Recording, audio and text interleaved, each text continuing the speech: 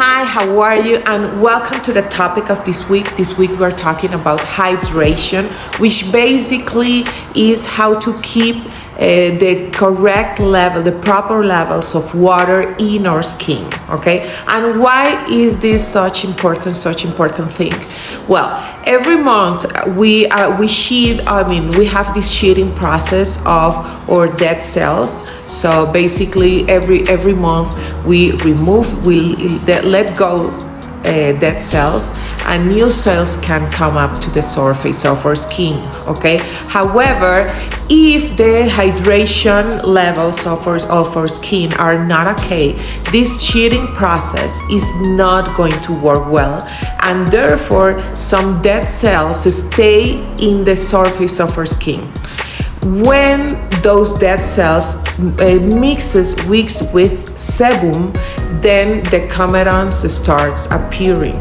This is what happens. This is the way our teenagers start having acne, okay? Because everything starts with sebum and dead cells that mix together to form comedones, okay? So if we if maybe we are used to treat the symptoms, but we are not used to treat the causes of the skin condition. So I want you to learn how to take care of the basis, okay? And the basis for having a nice skin, a healthy skin, not just for you, but for your kids, because they are getting to the teenagers, and during this age there are a lot of changes, and we don't want the skin to be a problem for them. So if we want to keep their skin healthy, hydration is such an important thing. I want to be so emphatic on this. That is why we are going to talk about that this week.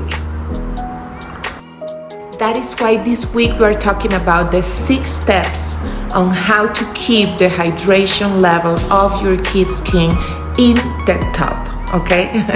So if you want to keep seeing these videos, don't forget to like this video, don't forget to subscribe to the channel and activate notifications.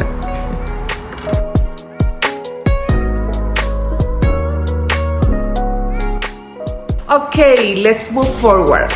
Before talking about hydration levels and how to keep them in place, I want to talk to you about TWEWL, which is transepidermal water loss, which basically is the amount of water that we lose every day through our skin, okay? So for example, when we exercise, because the internal temperature of the body increases, the skin, which is the organ that regulates our temperature, releases sweat, okay?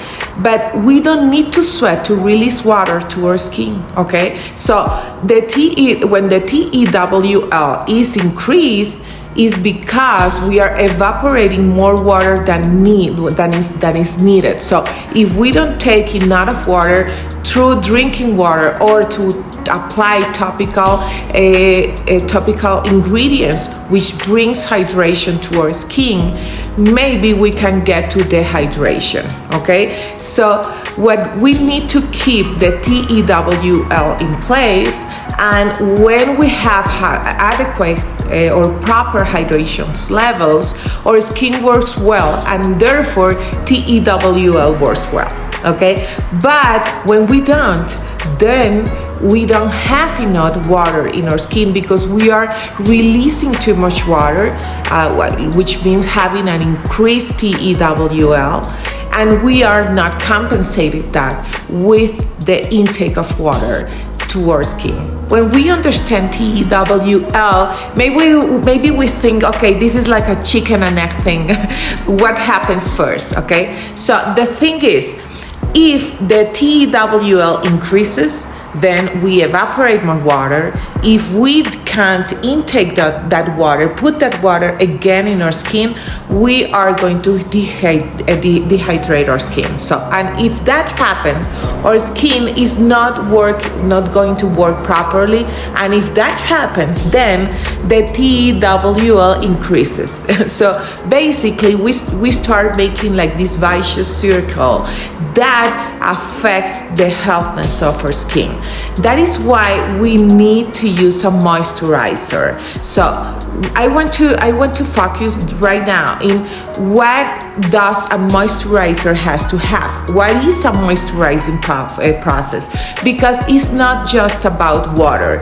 It's not just about drinking water. And maybe you think, okay, I drink 2 liters of water per day and that's enough. But the truth is that because our skin is not only drinking water from the inside of our body, our skin is also taking water from the environment. So when we drink water, yes, we are giving water to the body, to our cells, to our internal skin layer. So our external skin layer can drink water from the inside, but we also need to put ingredients that can increase the capacity of our skin to absorb water from the environment, okay? That is what we call humectants, okay? Also, when our skin drinks water, there are like these little spaces there where is no water inside. So we also need emollients. Emollients is the capacity of fill those blanks with oil. Then our skin is going to feel soothed, okay, and soft. That is emollient. So a moisturizer has to have humectants, which increases the capacity of absorbing water, emollients, which soothes the skin, filling the blanks with little droplets of oil, and it has to be occlusive. What is occlusive? Is the capacity of make a film in our skin, in the external layer of our skin, and therefore avoid that water that we are putting there escapes through the TWEWL. So when we talk about a good moisturizers, these 3 features are needed: humectant properties, emollients, and occlusivity. Okay, so and you know, when we talk about choosing a moisturizer, we are not talking about one single product. Maybe this can be in one product or in several products. Okay, let's start. Step 1. Everything starts with cleansing. We tend to think that if we clean our face and our face remains like this, like so tight and stretched, is because we are having a good cleansing. That is not correct. What is happening there is that our cleanser is so harsh in our skin that is taking away all the natural oils that prevent our water from escaping our skin. So if you are having that situation, you need to change your cleanser, but it's probably being too harsh on your skin and it's going to cause dehydration sooner or later. Okay, so how to choose a nice cleanser for our teenagers? It's normal that we worry because they are having more sebum and we don't want this oily face anymore. And yes, we maybe can think that having those estrogens that take away all those sebum is okay, but it's not. It has to be made softer. So the best way to clean the face of a teenager, for me, actually, is not just for teenagers in general. Is the 2 steps cleansing. The first step is cleansing with oil. Why? Because it is much softer for the skin to have an oil that mixes with sebum and therefore with the water release the excess of sebum without releasing the natural oils of the skin, and then complement with a water-based cleanser. I wrote a blog about it. I will link the link to have access to that blog and some recommended cleansers that have the 2 steps in place. But definitely, I think this is the best way to keep the face completely cleansed without using any harsh ingredients. It's important to choose for the water-based cleansers, to choose cleansers with enough amount of humectants, like aloe vera, like glycerin, to have herbal extracts, and to avoid sulfates like SLS, like sodium lauryl sulfate. We have now in the market coconut-derived surfactants that are much softer with skin than sulfates. Okay, so it's important to choose well. I will link the link below. Therefore, you can go and read some recommendations that I made in my blog regarding the cleansing process. Step 2, the antioxidant booster. And here I am talking specifically about vitamin C. And why is this important? As you know, we are all exposed to environmental stressors, pollution, sun rays, and now that we have more global heating and we have more pollution. So for those people like me who live in a very populated city, we need to increase the antioxidant protection, because sun rays, what happened to our skin when we are exposed to sun in a regular basis is that our cells starts damaging, and when that happens, the collagens start decreasing, and when the collagen decreases, our skin start to be less prepared for being hydrated. So yes, collagen also affects the level of hydration of our skin. So we used to think that we only needed antioxidant protection from 30 years old or something, but the truth is that the global heating has been increased, and we have more environmental stressors right now than 20 years ago. So I am the kind of people who recommends using vitamin C since a very early age, like teenagers, okay? Like teenage. Why? Because, first, vitamin C is very good for skin. It's a great antioxidant and helps to protect from sun rays and for the exposure to sun, but also is a great exfoliant. It's a great natural exfoliant. So especially for teenagers, if they already have this kind of cameras, is going to soft that exfoliation and help the skin to remove those dead cells that were not removed properly and that are causing cameras. So yes, I recommend vitamin C from the very early age, and I'm going to leave you here also a link to my blog where I talk about how young skin starts aging, and there I recommend some natural vitamin C that you can buy for your teenagers. Okay, let's go to step 3, moisturizing. How to choose the right moisturizer for your kids, for your twins and teenagers kids. Okay, we already saw that we need at least three features that our moisturizer has to have: humectant capacity, emollients, and occlusivity. Okay, to help humectant help the skin to absorb more water from the environment, emollients to soothe the skin, and occlusivity that avoids those ingredients and that water escape from skin through the evaporating process. So is that all contained in one single product? Not necessary. That is why I refer to moisturizing process more like a process than like a product. We find in the market, for example, this moisturizing process divided, for example, in 2 different products. Maybe a hyaluronic acid serum, which is a great humectant, and keep it in a single product of hyaluronic acid, then can bring like a high percentage of hyaluronic, and then complement it with a light lotion. You don't need to have like a lot of oils in your kid's face. No, you can have a light lotion, okay? So maybe you can use two different products. However, for teenagers, I recommend to keep it simple.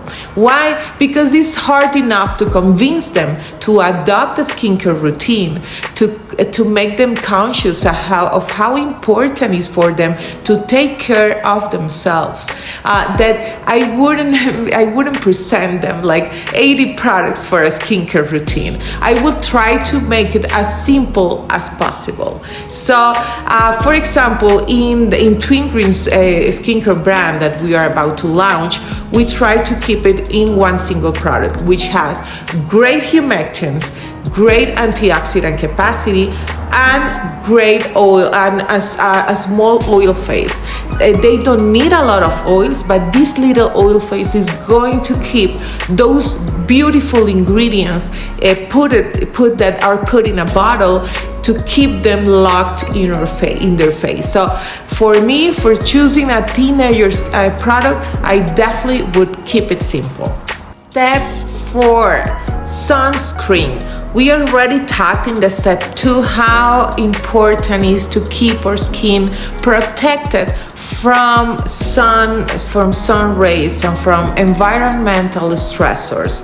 So sunscreen is absolutely important for the face of your skin of your kids, okay? So which one to choose and how to choose that, I will write a blog in the future about it, but for now I want to leave you this message.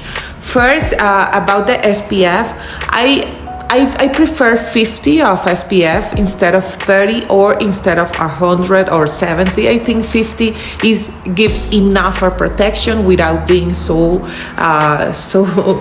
thickened for the skin. Now, between how to choose them, there are like two kind of sunscreens, mineral and chemical sunscreens. Chemical ones are those that has these nanoparticles that are so absorbed by the skin, and when the UV rays gets in the skin, they I don't know if this is the correct word, but would be like metabolize them. Then the sun rays don't affect our skin. However, because the chemical sunscreen needs to be absorbed by the skin, some studies have shown that probably it could have a hormonal effect in our body. So I try to not using chemical sunscreen. I prefer mineral sunscreen, which are based in zinc dioxide. What mineral sunscreen do is that they create this protective layer in our skin, and they reflect sun rays. Okay, so this way we don't absorb not the sunscreen or not the UV rays. Okay, so I think they are much better for our skin. They are a little thicker. So for our kids it's hard sometimes to put them because they feel the sunscreen feel a little heavy, and that's correct. They feel that way. Actually, if you use a sunscreen in your teen skin, it's absolutely a must to have the 2-step cleansing process in place, because water-based products don't clean well sunscreens in general. So in change, oil-based cleansers are good for removing that excess of oils that is brought with a sunscreen, and avoid that the pores can clog. So what I want to leave you here is that absolutely important for them to use sunscreen. Please choose one that can be mineral, maybe SPF 50, and can have this light texture in their skin, but don't avoid this step, please.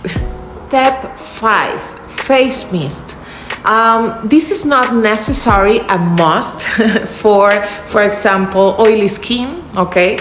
But for dry skin, if your teenagers have dry skin, or if we are in cold weather, all the time, or when we are during the winter, is a very important step. Basically, what a face mist does is this like a spray in the skin, and it contains water and some humectant ingredients and a little of fragrance, and that's it. It's a very simple product that helps to keep the skin hydrated during the day.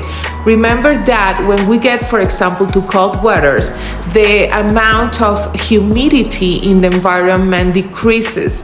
That is why we need to give an extra help of water to the skin, because the skin is not finding enough of water in the environment. So face mist, I would keep it for cold weathers and for those kids who have this tendency to have dry skin or very, very sensitive skin.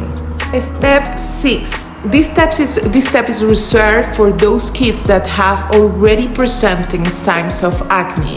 I mean, if you are the mom of a twin, the mandatory and your kid is not presenting any signs of acne yet, maybe only step 1, cleansing process, step 3, moisturizing, and step 4, sunscreen, and the only steps that are mandatory and should be repeated at night.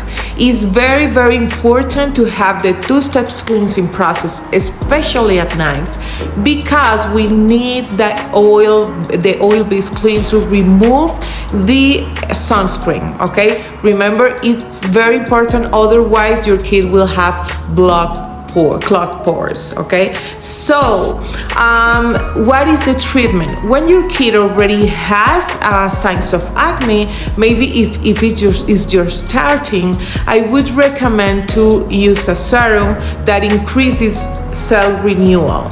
For example, I'm preparing a serum with bakuchiol, which increases cell renewal, the cell renewal process without irritating skin, okay? But however, if the acne is already advanced, it's important for you to go to the dermatologist. Dermatologist will probably send some treatment based in acids, which will help also with the renewal process and of those external cells in order to improve the complexion of their skin. So this step is not mandatory, but is absolutely necessary if your kids is already presenting acne signs. Okay, and we got to the end of this video. I hope you have enjoyed it. You know, my purpose is to clean the thin faces from the base. I mean, as a moms, we don't want to wait that our teenager starts showing acne for taking action and taking care of their skin. If we can prevent that with the right skincare routine, especially with natural skincare, and avoid toxins and chemicals in their skin from a very early age. So if you enjoyed this content, please help me share it. Don't forget to subscribe and to activate notifications, and I see you in the next video. Bye.